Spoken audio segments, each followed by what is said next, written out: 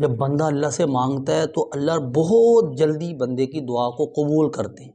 یہ بہت پریشان رہتے ہیں مسلمان اس بات کی وجہ سے کہ ہماری دعائیں قبول نہیں ہوتی۔ اگر ہم اس چیز کو سمجھ لیں کہ دعا کا قبول ہونے کا مطلب کیا ہے تو ہماری کبھی بھی کوئی پریشانی، جب بھی ہم دعا مانگے تو اس کے بعد ہم پریشان نہیں ہوں گے۔ جب ہم دعا مانگتے ہیں اللہ سے تو ہم اس کے بعد پریشان ہو جاتے ہیں، پھر بھاگتے ہیں دنیا والوں کی طرف،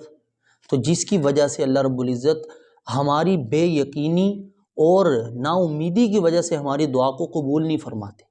فرمایا اللہ کے نبی صلی اللہ علیہ وسلم نے کہ اللہ رب العزت سے یقین کے ساتھ دعا مانگا کرو، پختہ یقین کے ساتھ کہ جو میں مانگ رہا ہوں اللہ نے مجھے دے دیا، ملے گا نہیں، دے دیا، مل گیا۔ اس لیے یقین جتنا پختہ ہوگا اتنی اللہ رب العزت دعا قبول فرمائیں۔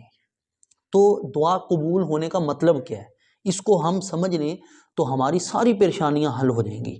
فرمایا کہ دعا قبول ہونے کا مطلب سب سے پہلے یہ ہے کہ اللہ سے جو مانگا ہے اللہ رب العزت وہ دیں گے فوراً، یا اگر وہ بہتر نہ ہو فوراً تو تھوڑے عرصے کے بعد ملے گی وہی چیز۔ ایک قبولیت کا مطلب یہ ہے۔ نمبر دو قبولیت کا مطلب یہ ہے کہ وہ چیز ہی اس کے لیے حق میں بہتر ہی نہیں ہے۔ دیکھیں ہم جو مانگ رہے ہیں وہ ہمارے نظریے کے مطابق صحیح ہے، لیکن اللہ ہمارے احکم الحاکمین ہیں، حکمتوں والے، علیم بذات الصدور ہیں، ہمارے حالات کو جاننے والے ہیں، کیونکہ اس نے ہمیں بنایا ہے۔ کوئی چیز ہم کبھی کبھی ضد کر کے لے لیتے ہیں لیکن بعد میں وہ ہمیں نقصان دیتی ہے، اس لیے اللہ رب العزت وہ چیز نہیں دیتے جو ہم مانگ رہے ہیں، نہ فوراً ملتی ہے نہ بعد میں، بلکہ اللہ رب العزت اس کے بدلے میں کوئی اور چیز دے دیتے ہیں۔ یہ بھی دعا کی قبولیت کا مطلب ہے، یہ بھی دعا قبول ہوئی ہے، یہ نہ سمجھے قبول نہیں ہوئی۔ آگے چلیں، چوتھے نمبر پہ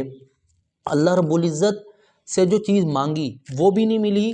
جو اس کا متبادل تھا کوئی اور چیز وہ بھی نہیں ملی، بلکہ اس کے بدلے میں اللہ نے کوئی پریشانی ٹال دی،